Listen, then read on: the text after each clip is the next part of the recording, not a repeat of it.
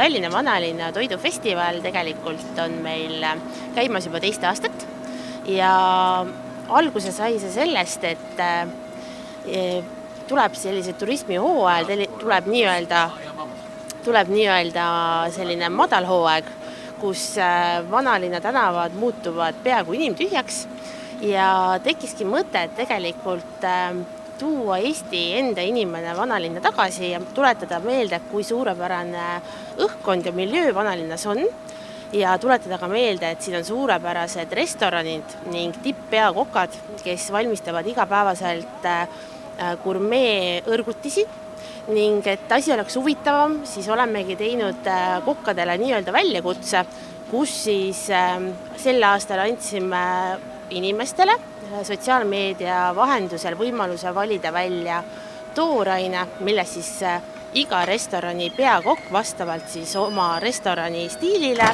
ning oma käekirjale on siis loonud omanäolise hõrgutise. Ja festivali siis nii-öelda selline komplektmenüü koosnebki eeltoidust, peatoidust ja magusroast ja siis rahva poolt välja valitud tooraineteks osutusid siis võikala, hirvefilee ja magustoidu tooraineks on meil siis mandel.